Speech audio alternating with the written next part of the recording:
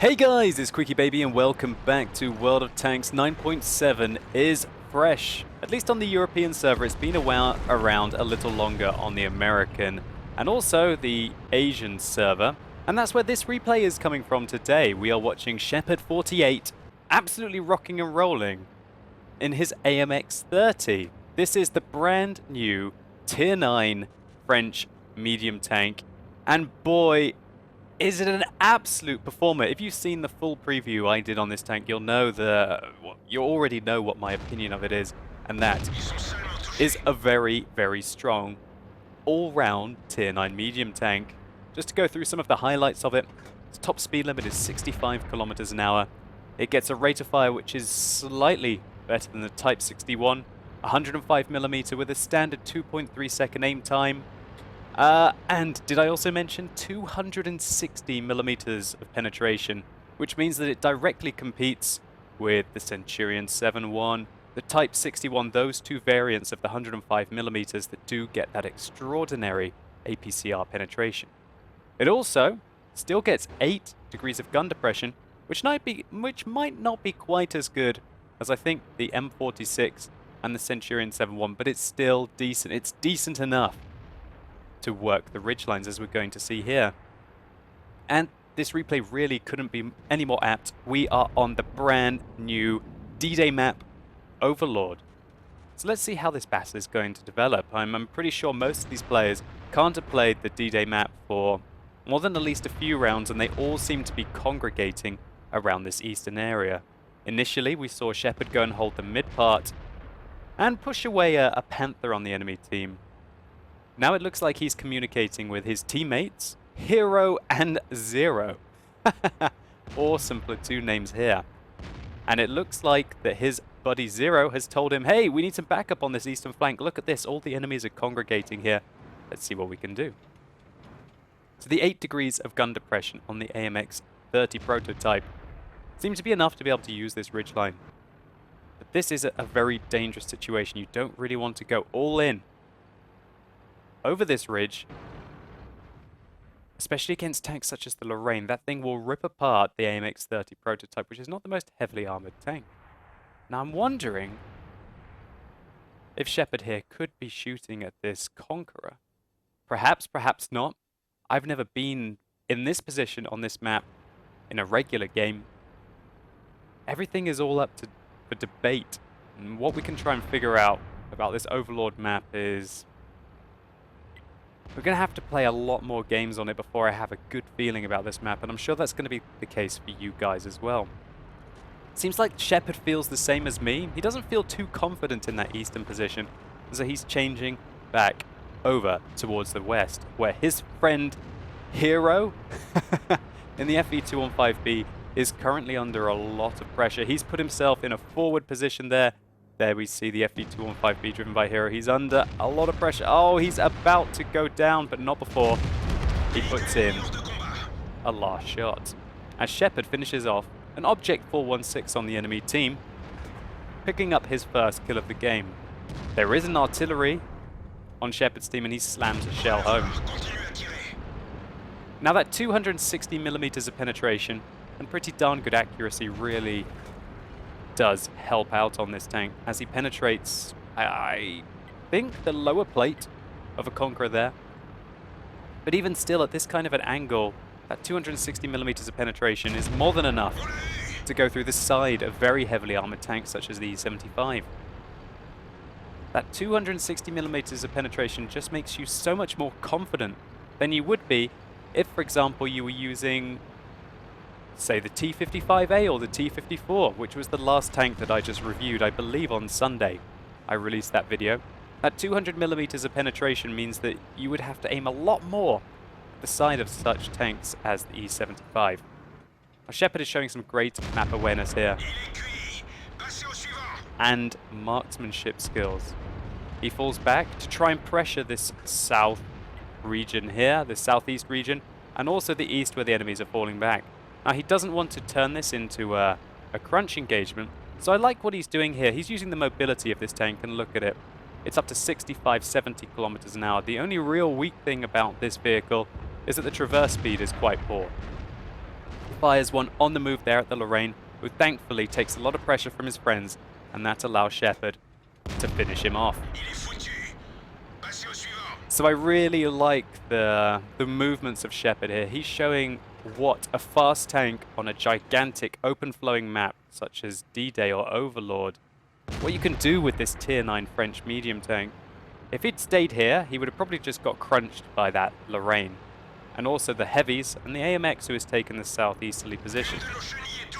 By flanking the way he has, he's putting pressure on the sides of his opponents, creating extra gun angles. If he was still here with these guys, he'd probably getting smashed by the whole of the enemy team, which now do outnumber them by at least a couple of tanks. Well, a couple of tanks exactly, I should say. So now he's hunting an AMX CDC, who is running away from him as fast as he can, but it's too late. The CDC is hunted by Shepard, who picks up his 5th kill. And he seems to be on a bit of a roll here. He's finishing off the enemy tanks with 1 shot each, having to only do 1,760 damage to kill a third of the enemy team. Now his friend, Zero, is struggling on that western flank. So Shepard seems to push straight forwards, probably with the intent of flanking around the Panther 2 and the 110 and putting shots into their side. But there's this area that you will know about if you have watched my map preview on Overlord. This whole area here is kind of like a dell or a dip. Fighting seems to be focused around it on the ridgeline. A nice hit there into the 110. And he pulls back, probably not wanting to get some returning fire from the glut of tanks that are in that position. And also we must remember that the T-95 and the T-110E5 that have been spotted in the northwest could be anywhere now. And there is also an artillery about, so you can't stay put for long with a tier 10 artillery, aiming at a very, very, very lightly armored French tank that is the AMX 30. So what can Shepard do here? That's an AMX 30B. That is the tank that he's trying to get. Wow! Takes him out on the move, securing his 6th kill of the game. Now he's got to deal with this M103, who is not driving towards him yet, but misses him, fortunately. And going at 70 kilometers an hour in this AMX 30 prototype, that's as fast as a good speed light tank. It really is very hard to hit on the move, and Shepard is making the most of that advantage. So it's now 3 versus 7 on the enemy team. Shepard has a one-on-one with an M103. He puts 1 good hit into the side. The M103 misses. Shepard must know that he's got a better rate of fire than the M103. He does. He slams a shell into the back of the enemy tank. Having this slightly over 6 rounds a minute rate of fire is simply fantastic on this tank. And the aim time is only 2.3 seconds. And the accuracy, I believe, is 0.33. It really is just so much better, or at least it feels like it, than the Type 61. I think it's just probably those 2 degrees of gun depression that you will miss. Only having 8 over the front of the tank compared to 10, which is as standard, I believe, on the Centurion 7.1 and the M46 pattern. And I think also on the Type 61, but I might be wrong about that. Still, 8 degrees is enough. So right now, I like what Shepard is doing. Again, he's using the mobility of his tank to link up with the T-54. It's him and Vodka. Yes, Vodka on his team in the T-54 against a T-110E5, GWE-100, a T-95, and a rather experienced Panther 2.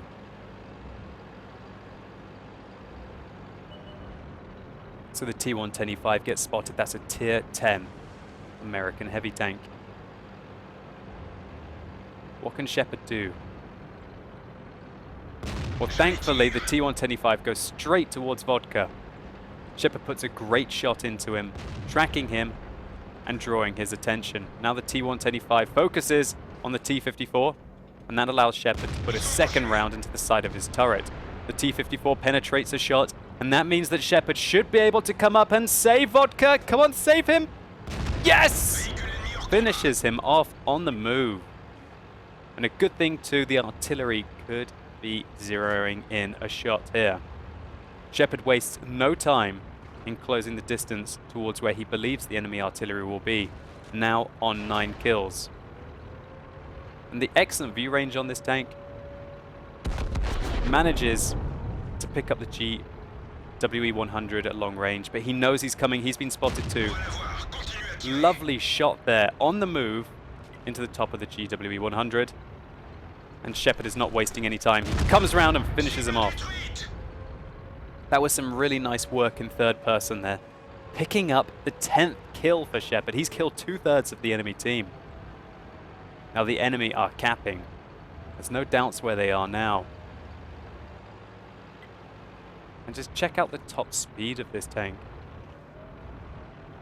It's absolutely crazy that this thing is so fast. I believe the Type 61 gets a 48 km/h top speed limit.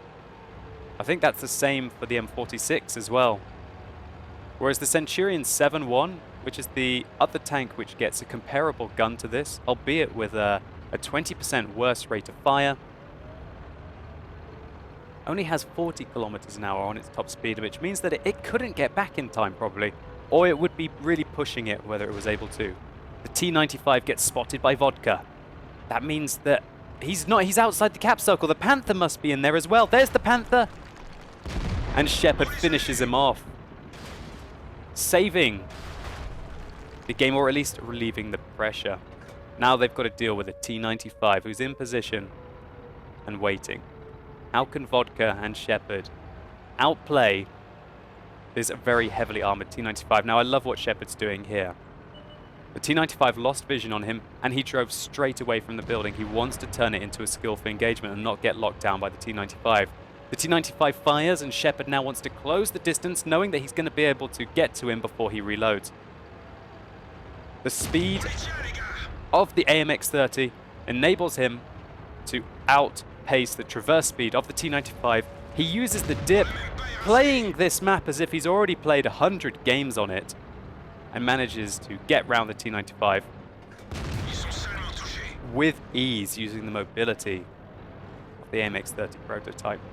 And from here on, I think you guys know just what is going to happen as the poor T-95 gets finished off and completely outplayed there by Shepard. So well played to Shepard here. The T-95 simply didn't stand a chance. Shepard was able to pick up 12 kills, feeding his friends Hero and Zero a crucial contribution medal completely by himself. Shepard48, thank you so much for sending me this replay. I thoroughly appreciated it.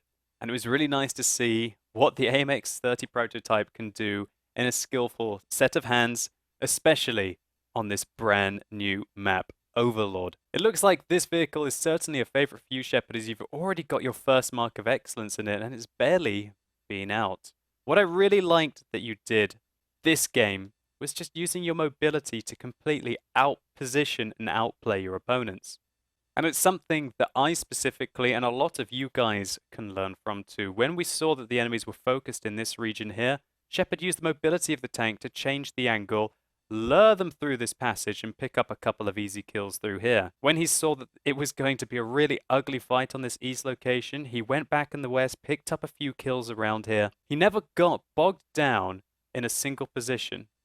And that's something that you really don't have to do in the AMX-30 prototype. It's not got the best armor, but it certainly has got some of the best mobility for a tier 9 medium tank. So let's just take a very quick look at the post-game stats. So a massive game here for Shepard. It was his ace tanker. Congratulations to you. He also picked up a Defender medal, a High Caliber medal, the Pools medal for destroying between 10 and 13 enemy tanks, and a Crucial Contribution medal that Hero and Zero are gonna have to live with, because Shepard totally gifted you that one, boys. This was 1,807 base experience points, 6,657 damage for the 12 kills. What a huge round for a tier 9 medium tank in a tier 10 game. And the cherry on top was that Shepard even made a 42,000 credit profit. What a just a fantastic round here. So Shepard, thank you so much for sending me this replay. I thoroughly enjoyed it, and hopefully you guys did as well. If you did, please consider giving this video a like down below. It really helps the channel out.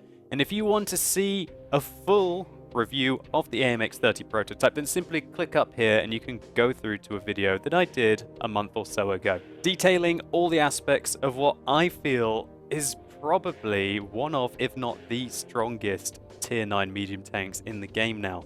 And let me know in the comments down below what you guys think about the AMX 30 prototype. Do you think that it makes tanks such as the Centurion 7-1, the Type 61, and the M46 redundant?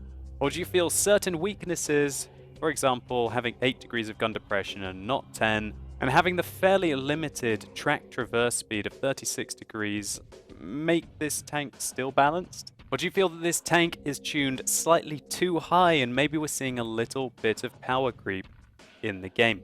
Either way, come along on the live stream tonight and I will be showing this tank off amongst a plethora of other vehicles. And as always guys, thank you so much for watching. You've been epic and hopefully I'll see you soon.